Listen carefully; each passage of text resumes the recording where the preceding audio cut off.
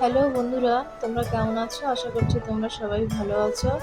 আজকে আমি তোমাদের সাথে চিলি চিকেনের রেসিপিটা শেয়ার করছি। তো তোমরা ভিডিওটা পুরো দেখো, স্কিপ করো না কিন্তু। দেখো আমি কী করে চিলি চিকেন তৈরি করি। তোমরা এভাবে ট্রাই করতে পারো, খেতে কিন্তু দারুণ লাগবে।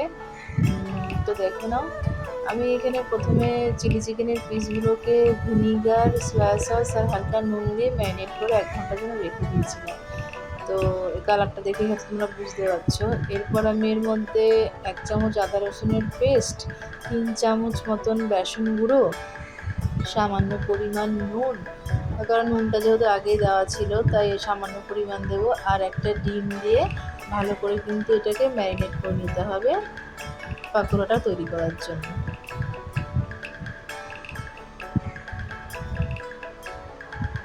এবার আমি ম্যারিনেট করে এবার আমি এগুলোকে ভেজে নেব। তো দেখো তেল গরম হয়ে গেছে, আমি কিন্তু একটা একটা করে চিকেন পাকোড়াগুলো মিডিয়াম টু লো ফ্লেমে রেখে ভেজে নেব।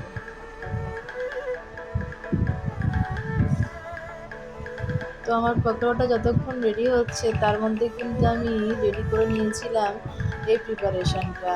দুটো ক্যাপসিকাম নিয়েছিলাম মিডিয়াম সাইজের, আর 3টে পেঁয়াজকে এভাবে কিন্তু আমি ছাড়িয়ে রেখেছিলাম, আর 8-10টা কাঁচা লঙ্কা নিয়েছিলাম।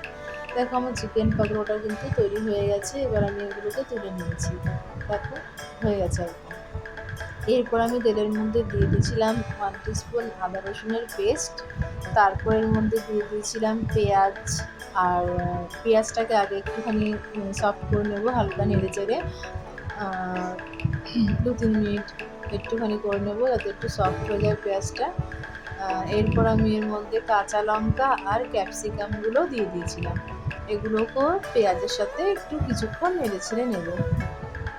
দেখো এরপর আমি এর মধ্যে দিয়ে দিয়েছিলাম 3 চামচ মতন টমেটো সস, 2 চামচ চিলি সস, আর ভিনিগার দিয়েছিলাম 2 চামচ, আর দিয়েছিলাম সয়া সস। এটা দিয়ে এবার কিন্তু আমি এই পেঁয়াজ আর ক্যাপসিকামগুলোকে ভালো করে একদম নেড়ে চেড়ে মিশিয়ে নিয়েছিলাম। 2-3 মিনিট নেড়ে চেড়ে নেব। দেখো এভাবে। এরপর আমি এর মধ্যে দিয়েছিলাম স্বাদ মতন নুন আর চিনি। চিলি চিকেনে একটু চিনি না দিলে ভালো লাগে না, তোমরা যদি না চাও তাহলে তোমরা স্কিপ করে যেও চিনিটা।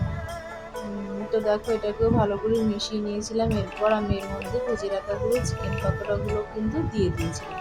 এবার চিকেন পাকোড়ার সাথেও কিন্তু এই ম্যারিনেশনটা ভালো করে মিশিয়ে নিতে হবে যাতে চিকেনের মধ্যে এই গ্রেভিটা ঢুকে যায়।